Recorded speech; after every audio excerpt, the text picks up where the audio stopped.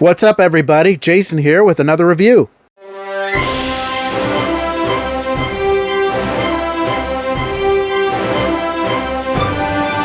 So I'll be talking about Andor, episode 6. If you haven't seen this week's episode of Andor and you don't like spoilers, I am going to be talking spoilers, so head on over to Disney Plus and check it out.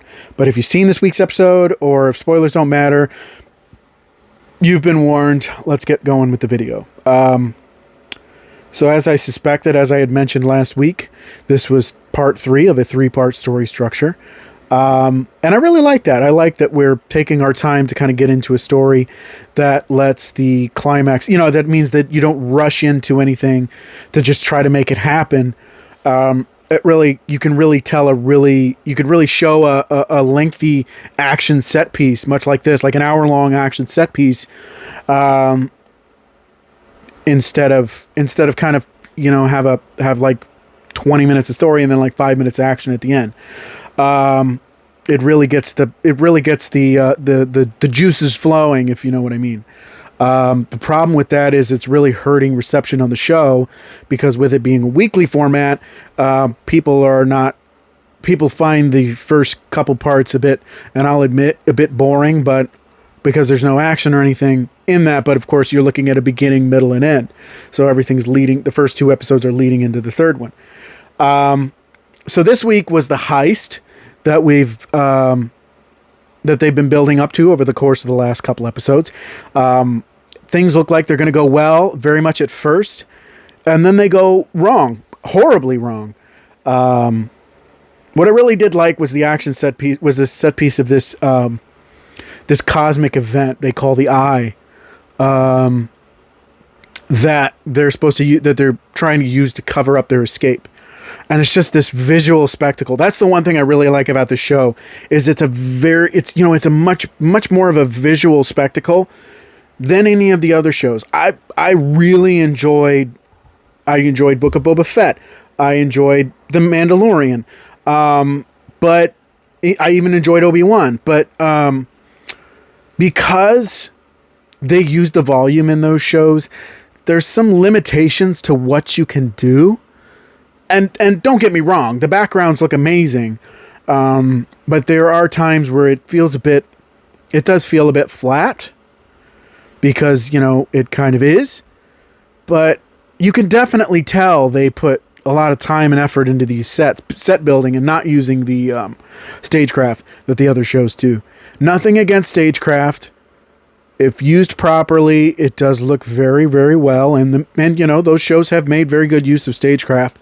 But I just think there's an extra, quality to using, real sets, real locations, and it just definitely helps the actors feel like they're actually there. If they do feel like they're there on the volume because they're seeing everything, it's a lot better than a green screen.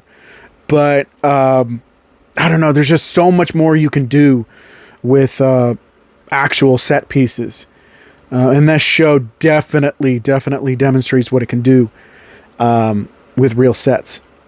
So again, the heist goes down, and it goes horribly wrong.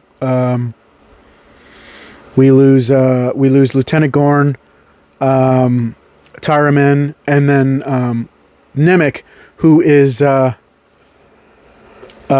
crushed by by one of the credit bales as the ship is taking off. And Nemec is the one that really kind of got me the most in terms of the people that we lost in this episode. He was definitely a believer in the cause. He had his manifesto. He spouted talking about freedoms and escaping the grip of the Empire, and you're kind of getting why he wanted to do why he wanted to join up with this cause. And it's kind of a shame that he's the true believer is the one that's gone. Interestingly, Cinta, she escapes, and I thought that was really clever that she just dresses up in an Imperial uniform, officer uniform, and walks out the door, and just joins in the festivities, like nothing happened. Just watches the show like she's been there the whole time. That That was really cool. I liked that element of the episode. And of course, we knew Skeen was not going to be on the up and up. He said he was in it for revenge, but I mean, if he's pulling stuff like he pulled in the last episode, he wasn't gonna do it for all the right reasons. He was willing to split the money 50-50 between him and Cassian, but I don't know, Cassian, even though he was in it for the money, he had his own reasons for doing what he was doing. He just wanted his cut and to get away. He didn't want all that trouble. He didn't want all that grief. He probably figured that Luthen would come after him. So, I mean, he's a smart man, even though he kind of goes about it, I guess, his own way. So he leaves Vel all by herself on the planet with the doctor.